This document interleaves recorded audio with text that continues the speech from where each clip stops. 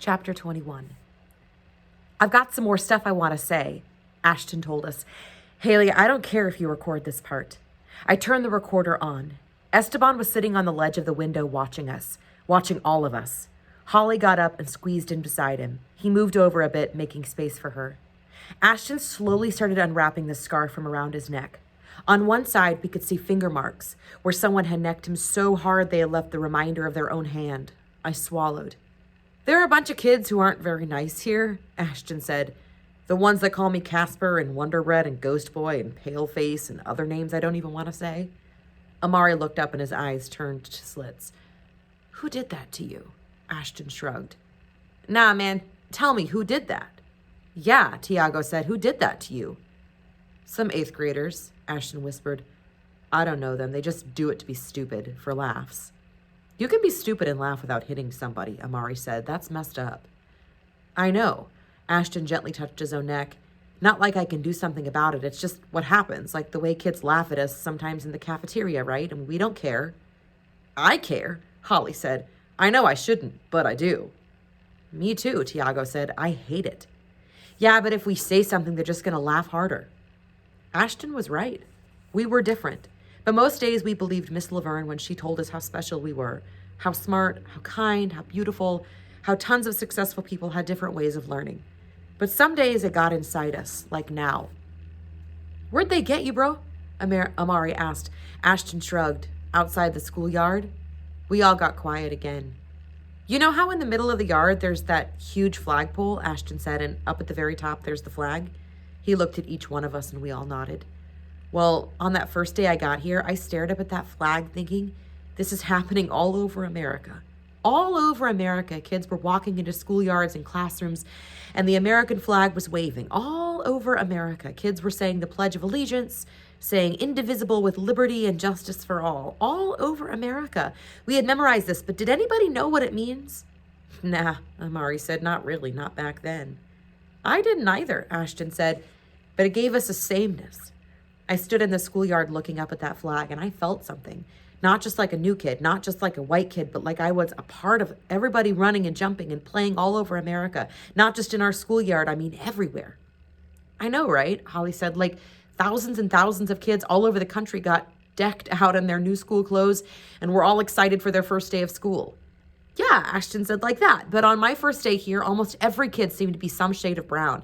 I had never seen so much brown and black people. His voice faltered, like he wasn't sure if he was saying it right this time. So many African Americans and Latinos, Tiago said. Don't forget us. Man, you brown, Amari said. He already mentioned you. Light brown, Holly said. Light brown. I'm not saying anything to be racist, Ashton said. It's just what I remember. I never even thought about my color till that day. Before I even met you, Amari, it felt like everybody was staring at me. Lucky you, Holly said. How's that lucky? Because every single body in this room except you had to think about themselves that way already, like way before now. The way you felt like you were on the outside of everything, like you weren't a part of it. Well, that's the way a whole lot of people feel every day. Amari and Esteban nodded. It's true, Tiago said, like the way people sometimes look at me just because I have an accent, and like Amari with the guns, and like Esteban with his poppy, everybody. Even me, I said. The first thing people see is my hair. Then they see my skin. Then they ask, what are you? Holly said. You got the white pass, Ashton, until now. I hear you, Ashton said, but I never asked for a white pass. You didn't have to, Holly said, but all I can say is welcome home. Ashton looked confused until Holly smiled. You're one of us now. Ashton leaned back in his chair and slowly he smiled. Yeah, he said, I'm one of us now.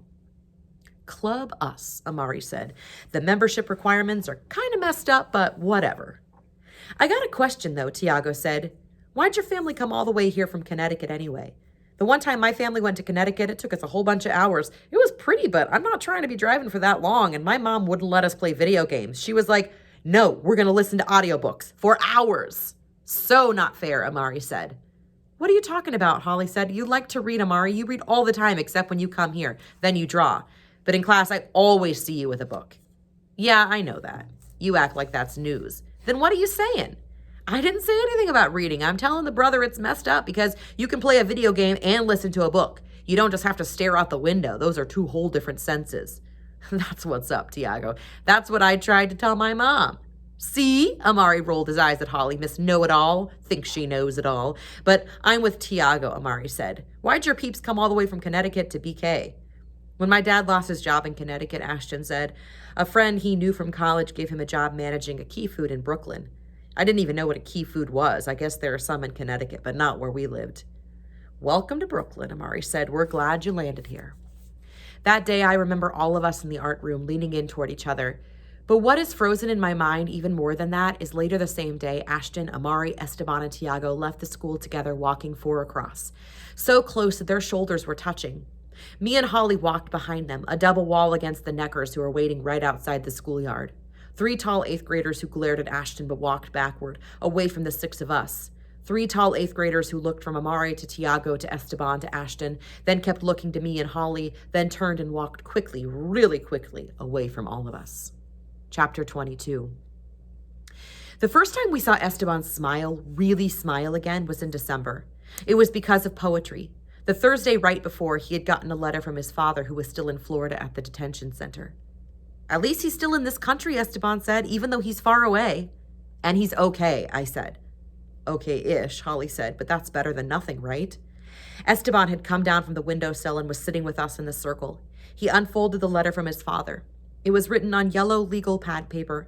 Esteban handled it delicately as we all leaned in to look at it with him. His father's handwriting was small and careful, each letter so clear it almost looked type. He wrote me a poem, Esteban said. He said he has time to write now. He said when he writes, it's like he's back in the apartment with us. Nobody can touch it, he said. We all put our hands down in our laps. Even Holly lowered her needles. That's cool with me, Amari said. Me too, I said, but can you read it to us at least? It's in Spanish, Esteban said, but I wrote an English version too because one day I'm going to be his translator. You guys know what that is, right? We nodded, but Esteban was so excited he explained anyway. I'm going to rewrite all his poems in English for him, and we're going to sell his books in the DR and in America. Then Esteban cleared his throat and read.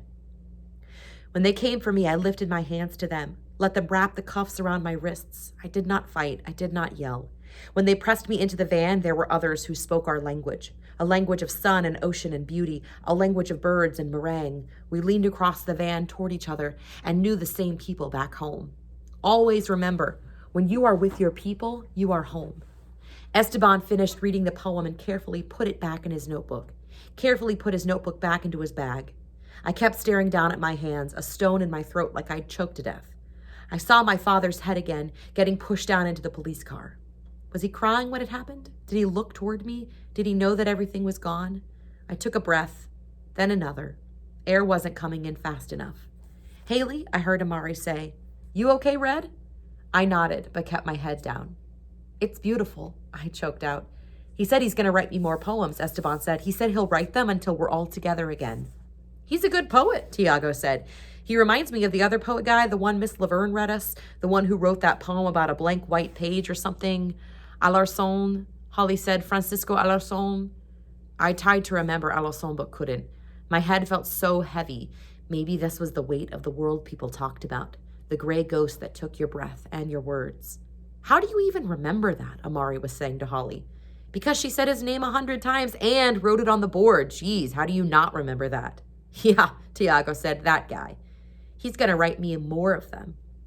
Esteban said, he promised. And I'll read them in English and Spanish because it's for both languages. That's what's up, Amari said. Read those poems in all kinds of American, son. When I finally looked up, Esteban was smiling. Chapter 23. Outside, the sun is slowly sinking. I hear my uncle drag his suitcase across the floor above me as I listen to Esteban read his father's poem. His voice on the recorder is careful and clear. I wonder if he and his dad are walking along a beach together. I wonder if they're working on their books. Esteban finding the English words for his dad as he writes what he sees. Downstairs, my father has stopped playing piano. Now I hear him moving around in the kitchen, pots being pulled from cabinets, the sound of a bottle of seltzer being opened. When they came for me, I lifted my hands to them, let them wrap the cuffs around my wrists. I did not fight. I did not knock, knock. My uncle stands at the door, smiling a bright orange shirt in his hand. I thought you were going to help me pack, he said. What about this thing? Stay or go? The shirt should go, but you should stay. I turn back to the window, the recorder's silent now. Hales, come on. Favorite niece. Only niece. He comes over to me, cups my chin, and gently turns my head up towards him. His eyes are gray-blue like my father's. How long has your dad been home? 2 months? How many conversations have you had with him? I shrug. We talk at dinner. My uncle shakes his head. You talk to me at dinner. You're like a dad to me, though. But I'm not him, Haley. I'm not my brother. I move my head away from his hand, play with the edge of my comforter. All the questions I could never answer, Haley. That's your guy, right, downstairs. He's as afraid as you are of him. I don't say anything. Cousins. What? I look up at him. Don't you want some cousins to boss around? Some big-headed boy cousins or some cutie-cute baby girl cousins? What are you talking about? The sooner I get out of here, the sooner the ladies will come running. The sooner I'll find someone and get busy making you some cousins. Ugh, that's gross, I say, but I'm laughing. You're so gross, and that's TMI. He holds up the shirt again, looks at it a second, then tosses it on my head. Keep it, he said. I bet it'll look good on you. By the time I get it off my head, he's gone back upstairs. I close my door, then turn the recorder back on, fast-forwarding, past Holly and Tiago and more Amari, and then it is me, telling my story for the first time. While my uncle packs, while my dad plays piano, my own voice in the art room then, but in my room now. The thing I've never told you guys is that my dad's in prison. Chapter 24. My uncle and I had been in the car for more than an hour and were finally out of the city. The tall buildings had shrunk down into trees and long ribbons of wild dying grass. The sun wasn't up yet and everything looked like it had been painted in black and dark blue. Years had passed since that afternoon on the slide. A tiny scar shaped like a Z ran from my hairline down behind my right ear. I reached up and ran my finger along it. My uncle used to say being a parent meant long nights and short years. He said before anyone blinked, kids were grown up, packing their bags and moving on. But something stayed. The scar, the memory of that day on the slide, my mother's nails, my voice on the recorder, Esteban's hug. I must have slept because when I looked out the window again, we were passing the New Paltz exit, and the sun was beginning to rise over the mountains. The sky was burgundy and blue. I've only seen the sky this way driving to Malone. It seemed strange that there could be so much color and beauty, and then when you got to Malone, everything was tan and gray and black steel bars and wire. You know they found Esteban's dad in Florida, I said, staring out the window. Who? Esteban. The guy from my class, my friend, they took his dad. Esteban. My uncle glared at me and nodded. Oh, right. I know who Esteban is, he said, but I didn't know his dad was gone. But I thought, and then I remembered, of course I hadn't told him. We didn't talk to anyone outside the art room about the things we talked about it inside it. We talked and talked and talked, but only to each other.